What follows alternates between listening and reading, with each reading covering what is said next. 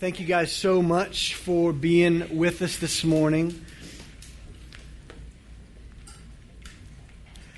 I cannot recommend highly enough that if you have missed either of the past two weekend gatherings, so the last two Sunday services, that you would go back and give them a listen. Pastor Robbie brought two incredibly thoughtful and meaty message to those vegetarian and vegan friends of mine. Substantial.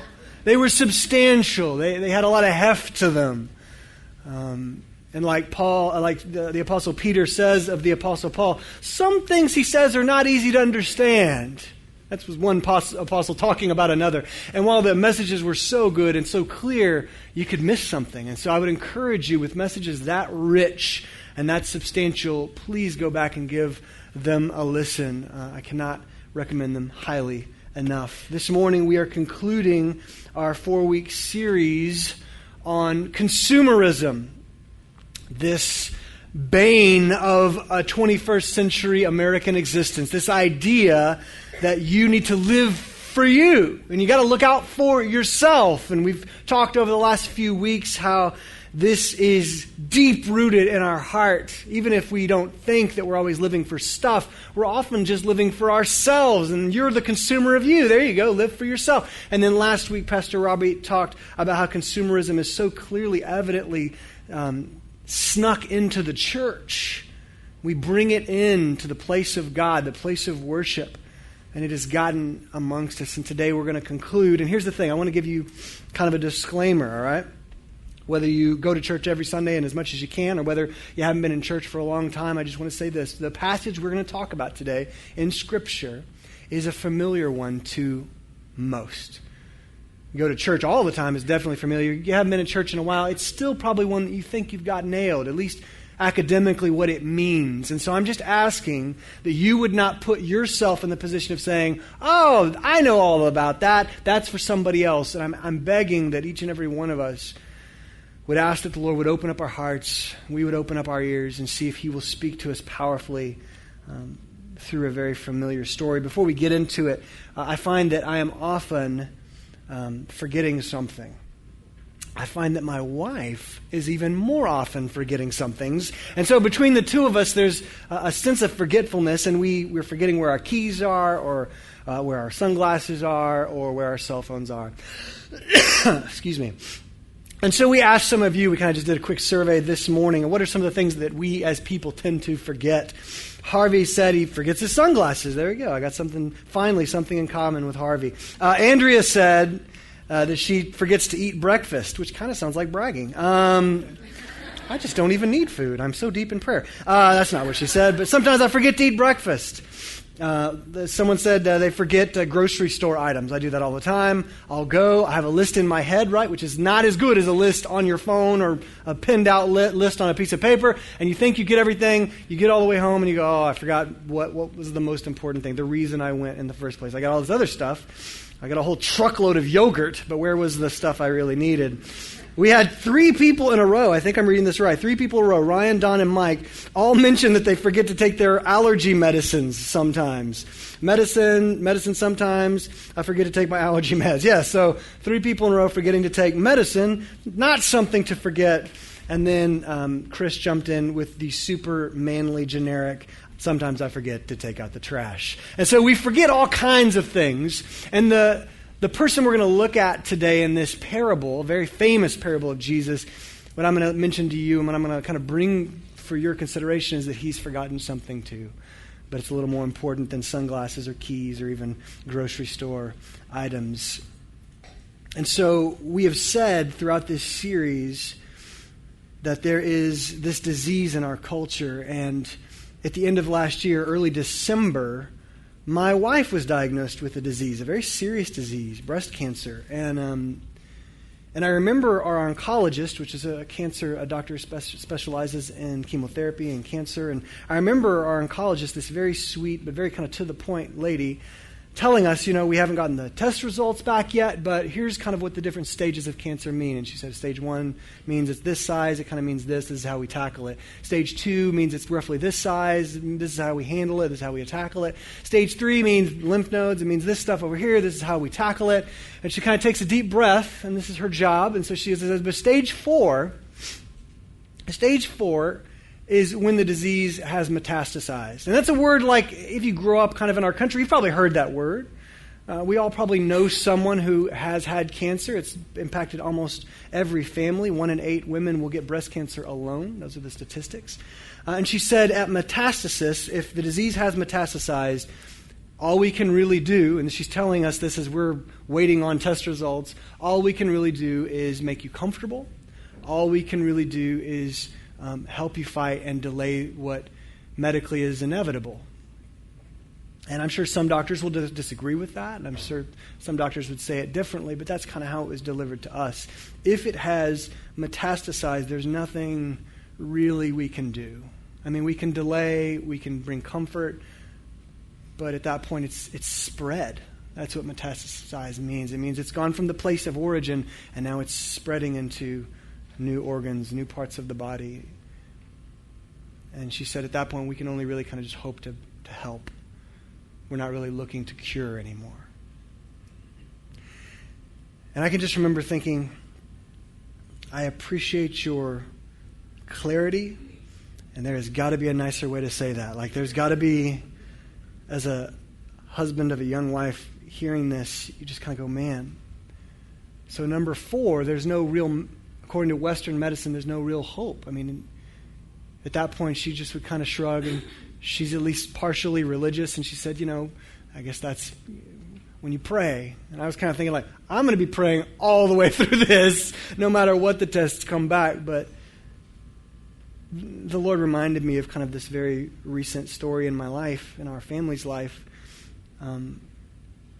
as I was praying over what we would talk about this morning, because it is my belief that our culture has a disease called consumerism, and it is full-blown stage 4 metastasis. It has gotten out there. It has crept into every nook and cranny. It has gotten in the shadows. It has gotten in the plains places. It's crept into every part. It didn't just stay isolated as your wallet. It's crept and creeped, and it's gotten into every part of what it means to be a 21st century American. Someone who's looking to expand and build and have and obtain and sell and achieve. And this cancer that our country's culture is consumed with is the cancer of self. That everything really, when it gets down to the nuts and bolts, is about you. And I know it might include you and like 3 or 4 others that you really care about, but it really is about you. It's kind of the YOLO kind of thing, right? I've never said YOLO before while preaching. That's not something I'm proud of. But this idea that just says, hey, life is short. Get whatever you can, man. Do whatever you want, girl. Experience everything that you dream of. Obtain as much as you possibly can. This cancer of pleasing and living for self. And what I have seen with my own eyes, what I see to be true in Scripture is there is nothing any man or any woman can do about this disease that our culture suffers from. We need, as my doctor said, almost sarcastically, we need a miracle. And that is exactly who Jesus is. He is the miracle to the brokenness of mankind. He is God's gift. He is God's sacrificial offering for the brokenness of my heart and the selfishness that has found itself at the very marrow of my person. It has expanded all throughout our culture. And if you'd like to read along, you can turn in your Bible apps, or if you have a book, you can turn to Luke 15. You're going to start in around verse 11. I'll talk us up to that point. Jesus tells a couple quick stories with a singular point. They're called parables. It was one of his most common ways of teaching. It wasn't unique to Jesus, but it was something he definitely did with mastery. And at the beginning of this chapter, the beginning of this discussion, he has told two other stories. He tells a story about a lost sheep some of us are familiar with. He says, hey, there's this shepherd, and then guess what? He's a good shepherd, right? He's got 99 sheep. Jesus says, which of you, if you had 100 sheep, and one of them went missing, how many of you would just go, well, I still got 99? No, he says, no, you'd go and get the one, and when you finally recover the one lost sheep, you throw it over your shoulders and you have a party. You get excited. You rejoice, is what Jesus says. The shepherd rejoices over the recovery of the one missing sheep. And then he tells a story, different story, same meaning. He tells a story of a woman who has 10 coins. These coins are of great value to her.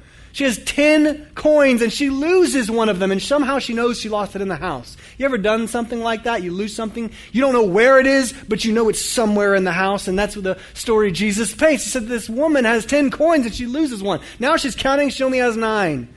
She's like, I know it's got to be somewhere in the house. Jesus says she tears the house apart. She looks for this coin. And when she finds the coin, she celebrates. He uses the word rejoices. She is pumped. She is excited. What she has been restored. Now it is whole again. It was lost and now it is found. And now, probably to us is even more familiar, is Jesus' third parable in the same line of thought. And it's the story it's a parable we call the parable of the prodigal son. And I think if we said that in front of Jesus, he would probably smile and go, oh, no. The story's actually about the father, but you got to get to him through the son. You got to hear about this son and the decisions he makes, but really it's about the father. Just like the stories before weren't ultimately about a sheep or a coin. So join with me, if you will, in verse 11 of Luke 15. Jesus continued. So he's just told these two parables. Now he's going into parable number 3. There was a man who had 2 sons. The younger one said to his father, Father, give me my share of the estate. I want my inheritance, and I want it early. I want it now. So his father divided his property between his 2 sons. Not long after that, the younger son, he's got this plan. I'm sure it was in his head all along. That's why he demanded it. Not long after that, the younger son got together all he had and set off for a distant country. And there, he squandered his wealth in wild living. I like that translation. I prefer some of the older translations that say he squandered it in riotous living. Do you all have translations that say that? Kind of antiquated, but still fun. He wasted everything that he had that his father had given him. And after he had lived the high life for a very short period of time, now he finds himself in this foreign place, this foreign country. No friends, no family. He's isolated and alone. He literally has nothing. And after he had spent / lost everything, there was a severe famine in the whole country, and he began to be in need. So he went and hired himself out to a citizen of that country, got a job, who set him to feed his pigs. Now, one sidestep comment. Jesus is speaking to a crowd of almost entirely Jewish people, and Jews had absolutely nothing to do with pigs. All right, so this is extra grimy, what Jesus is talking about here. So we hear pigs. If you grew up on a farm, you kind of go, okay, I feed pigs. No, the Jewish audience that Jesus is speaking to would have heard something much, much worse. Like, so now he's destitute, he's lost everything, and he is so desperate, he's so hungry, that he will agree to watch filthy pigs that he was raised his whole life, he would be told that would make him absolutely unclean. And he was so hungry, he longed to fill his stomach with the pods that the pigs were eating, but no one would give him anything. So everyone's tightening the belt. It's rough times. Sorry, we don't have anything to spare. Verse 17, this beginning here is powerful. So here we got this guy. He's more than down on his luck. He's coming to his end, basically. He lived it pretty high up on all kind of considerations for a little while there, and now he's come crashing down. And Jesus says in verse 17, when this young man came to his senses, when he came to his senses. He had had a plan. His plan was to demand his inheritance from his father, to take that inheritance, to go to a foreign country, and to live the good life. It's got to be better over there, is what he had convinced himself of. Over there, I can get away with whatever I want. I don't have my father looking over my shoulder. Over there, I can live exactly how I want to live. I can be my own boss. My father's pretty wealthy, and so I'm going to get a pretty good chunk of money. It'll last me a long time because I'm not going to do stupid things with it. He loses everything. Jesus says, when he came to his senses, he had this epiphany, this moment of clarity. And he says to himself, how many of my father's servants have enough food to spare? So the servants of my father have plenty of food. Here I am his son. Here I am his heir. And I am starving to death. I will set out and go back to my father and say to him, Father, here's his spiel. Father, I have sinned against heaven. He's getting religious. He knows what a daddy likes to hear, right? Father, I have sinned against heaven and against you. I am no longer worthy to be called your son. My betrayal from before, where I demanded what was not yet to be given to me, I demanded it. You graciously gave it to me. I blew it all. I lost it all, Dad. I am no longer worthy to be your son. But I remembered the servants get the food. They got plenty because you are generous to your servants. I'm no longer worthy to be called your son. Make me instead like one of your servants. So he talks himself into that. He has this moment of clarity. Jesus says he comes to his senses. He stopped believing this lie that everything would be better elsewhere. He's seeing it. He's living the brutal reality of this lie he had lived.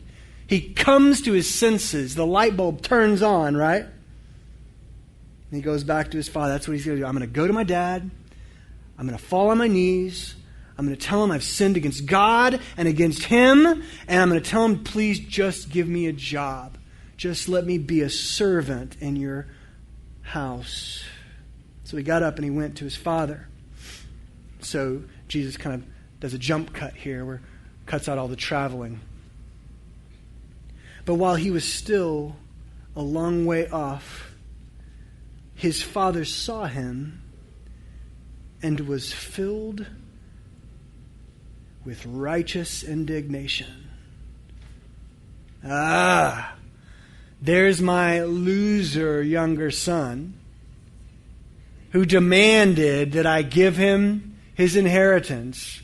And now he's going to come back crawling on his knees, begging for me to take him back. Maybe I'll take him back as a servant. He sinned against heaven and me.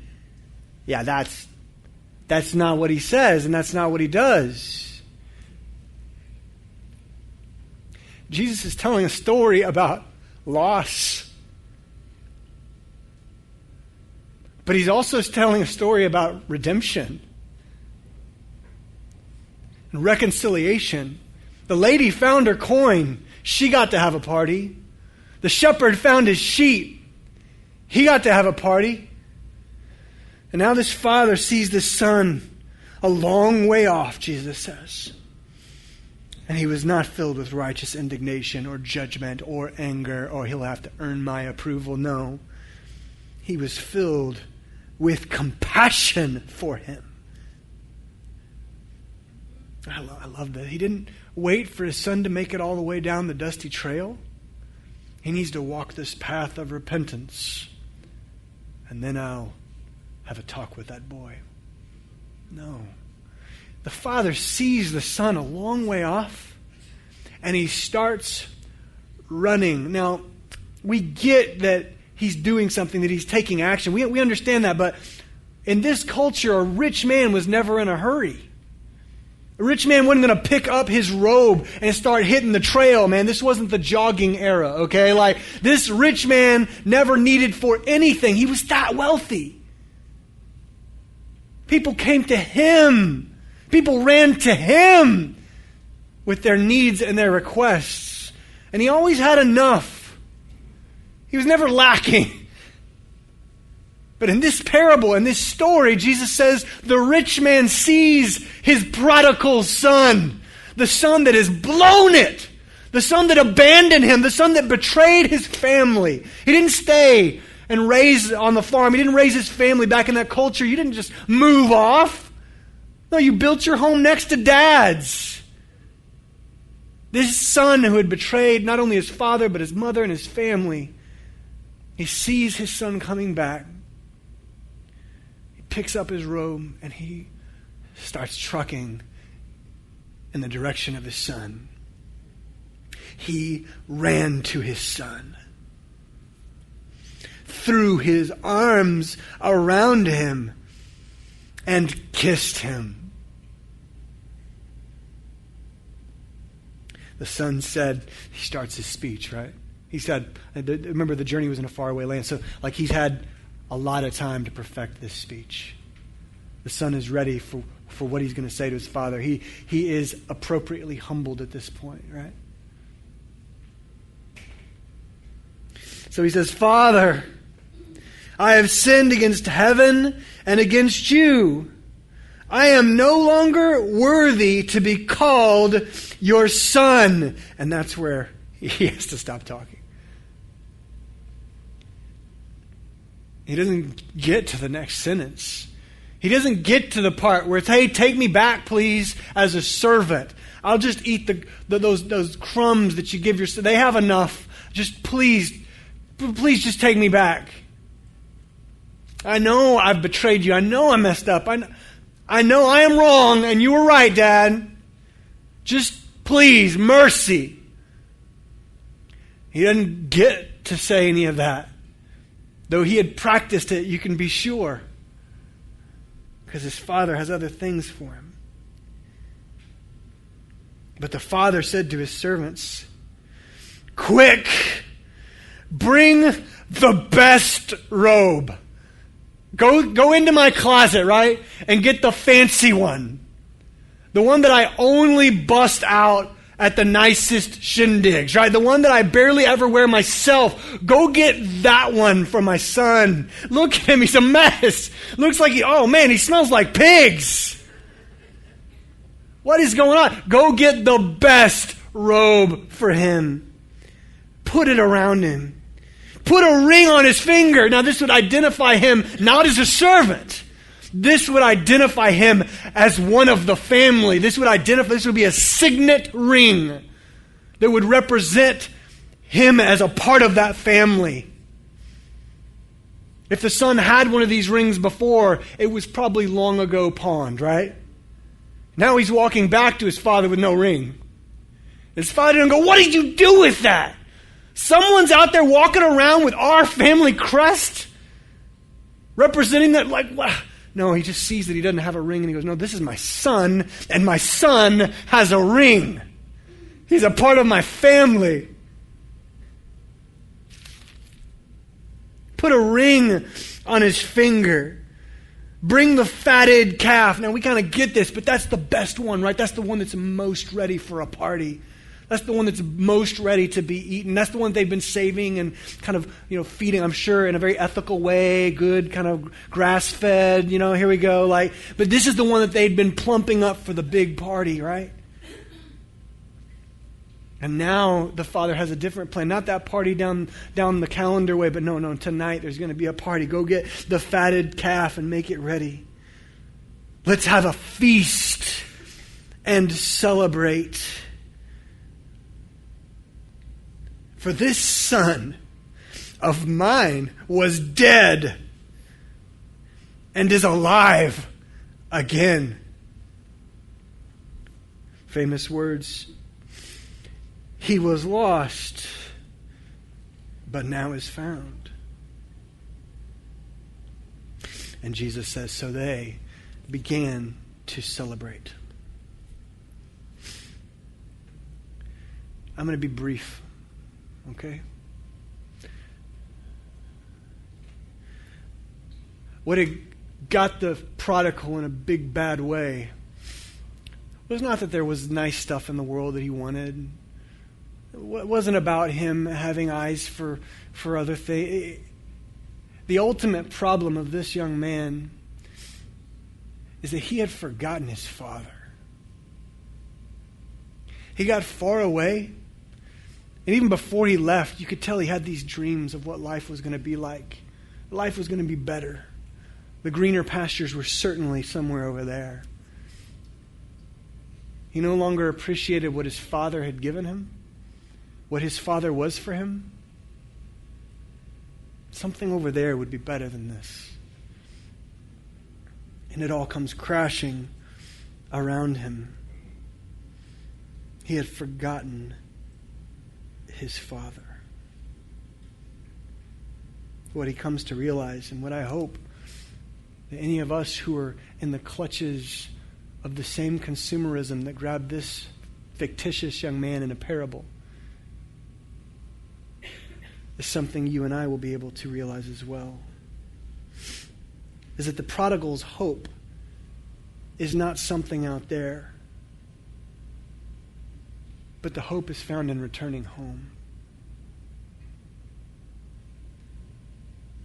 The hope is found in returning to the Father. Notice Jesus doesn't worry about how long he was away. Or he doesn't even really want to spend a lot of time focusing on all the bad things he did. The Father's not interested in that conversation. He looks at this son, and he runs out to meet him. He says, "There's redemption for you." Catch this. Because you're mine. You are my son. And you have all the benefits of being my child. The prodigal son already belonged to the Father. He had just forgotten what that meant.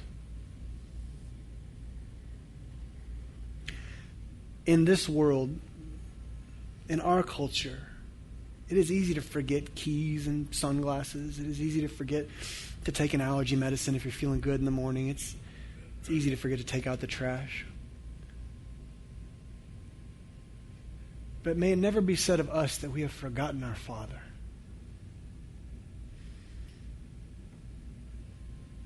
May it never be said of us that we have abandoned the one who loves us most for a lie of a greener pasture. Some of us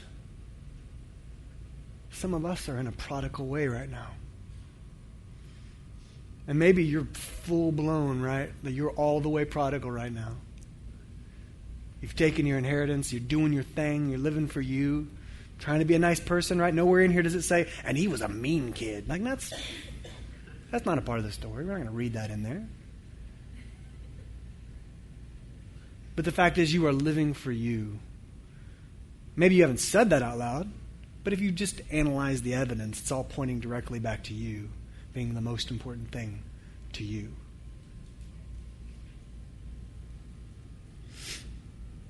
What I would say to us, what I would say to myself, what I would say to you, 2 words. Come home. Remember your Father. He is better than whatever it is you're chasing. You've probably proved that to yourself by now. Right? You get out there for a little while, you get away from God, and it's not long before you become cynical and hard-hearted. It's not long before you start just feeling like there's something missing, right? Come home. So what? And we're done. So what? What do? Well, you come home. Maybe today you are ready to run back to the Father. Maybe today. I don't know. Maybe today is what Jesus says to the young man. Maybe today you're ready to come to your senses. I don't know. I am not a fortune teller. Maybe God right now is calling out to you, come home. Come to your senses. I will take you back. You are my son. You are my daughter. I have never stopped loving you. I have never rejected you. All those lies you believe now, see them for what they are. They are lies. It is not better over there in a faraway country, son. It is better at home. Come back to your Father. And I say all that because that is a specific need for many of us, I realize, but it's also the desperate need of a consumeristic culture. A culture that says, I am the answer to what I need. I will figure it out. I got to look out for myself. It's all about me. And no, the answer is no. Man, the cancer has spread, right? There's nothing that anyone out there can do. You need a miracle. Like that's what the doctor said before we got our test back. Like, hey, listen, if it gets to this stage, it's really not much anyone can do for you.